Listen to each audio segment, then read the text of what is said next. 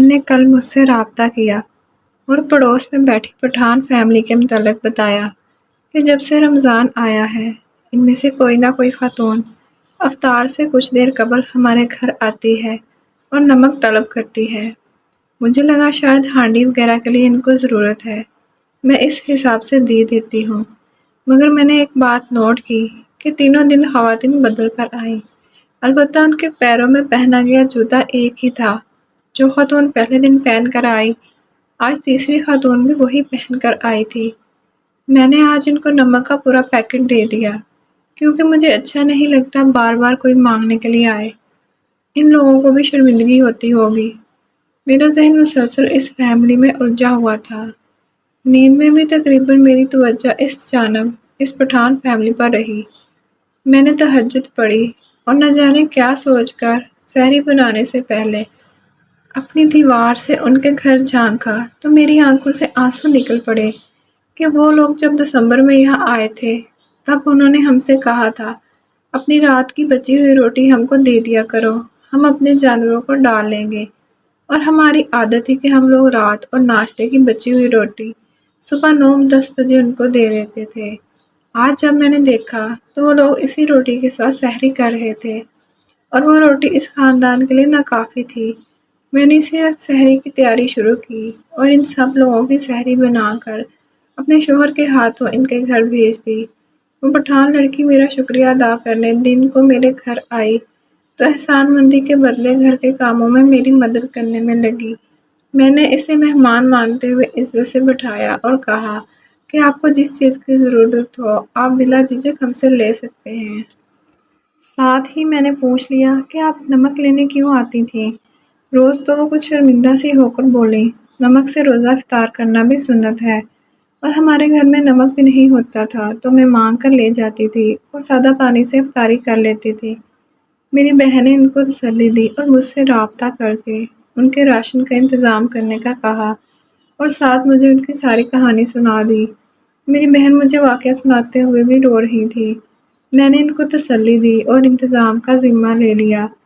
میں نے والد صاحب سے رابطہ کیا، مجھے کچھ رقم امریکہ میں مقیم میری قاریہ محترمہ سمرہ انتصار صاحبہ، جرمنی میں مقیم محترمہ ماہی شاہ صاحبہ اور مولانا احمد نے بھیج رکھی تھی۔ میں نے والد صاحب سے پوچھا تو ان کے پاس تقریباً اتنی رقم باقی تھی کہ 10 دن کا مکمل راشن آ سکتا تھا۔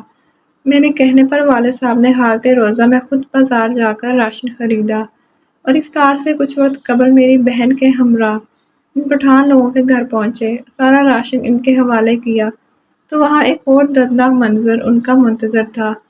ایک بوڑھی خاتون گردوں کے درد میں مبتلا کرا رہی تھی۔ اس حالت میں بھی دن کو ان خاتون نے روزہ رکھا ہوا تھا۔ میرے والد صاحب نے ان کو سمجھایا کہ گردوں کے مریض کے لیے پانی بہت ضروری ہوتا ہے، جس پر خاتون کے بیٹے نے جواب دیا کہ بھائی صاحب گھر میں کھانے کے لیے بھی کچھ نہیں ہوتا تو دعا کا سوچا بھی نہیں کبھی۔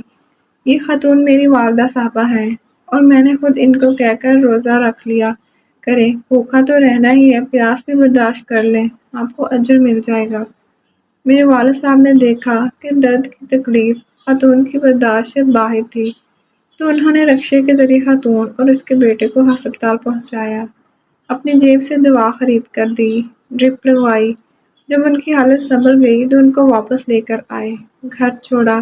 گھر میں کھانا تیار کیا جا رہا تھا اور چھوٹے چھوٹے معصوم بچے اپنی مادری زبان میں اپنے بابا صاحب سے کچھ کہہ رہے تھے۔ جب میرے والد صاحب نے پوچھا کہ بچے کیا کہہ رہے ہیں تو اس شخص نے بتایا کہ ہمارے گھر میں روٹی نہیں بنتی، بس ادھر ادھر سے لے کر گزارا کرتے ہیں تو بچوں کا پیٹ نہیں بھرتا۔ پھر میں بہلانے کے لیے ان کو قرآن پاک کی چھوٹی صورتیں زبانی یاد کرواتا ہوں اور بتاتا ہوں کہ یہ یاد کر لینے پر بھوک ختم ہو جاتی ہے۔ بچے بہل جاتے ہیں اور صورتیں یاد کرتے کرتے سو جاتے ہیں۔ میرے والد صاحب نے بچوں سے وہ ساری صورتیں سنی اور پھر ان بچوں کے گھر والوں کے ساتھ مل کر کھانا کھایا۔ کھانا کھانے کے بعد میرے ان قارئین کرام، جن میں سمرہ انتصار صاحبہ، ماہی شاہ، مونا احمد، انم غلام فاطمہ صاحبہ اور وہ تمام لوگ جو ایسے محتاج اور مجبور لوگوں کے رزق کا وسیلہ بنتے ہیں، ان کے لیے دعا کروائی۔ تب تک مسجد میں عشاء کی اذان سنائی دی تو میرے والد صاحب اس پٹھان شخص کے ہمراہ مسجد پہنچ گئے۔ میں تحریر پڑھنے والے قارئین کرام سے بھی التجا کرنا چاہتا ہوں، سوات وغیرہ کے غریب لوگ سردیوں میں جب برف باری شروع ہوتی ہے تو ہجرت کر کے پنجاب آ جاتے ہیں۔ یہاں محنت مزدوری کرتے ہیں، کماد اور گندم کی فصل سنبھالتے ہیں، مگر ان کے اپنے گھروں میں کئی بار فاقے ہوتے ہیں۔ اگر آپ کے قرب و جوار میں بھی کوئی ایسی مستحق فیملی ہو تو اللہ تعالیٰ کی رضا کے لیے ان کا خیال رکھیں، تاکہ روز محشر آپ لوگ بھی ایسی امتیوں میں شامل ہوں جن پر نبی کریم صلی اللہ علیہ وآلہ وسلم کو فخر ہو۔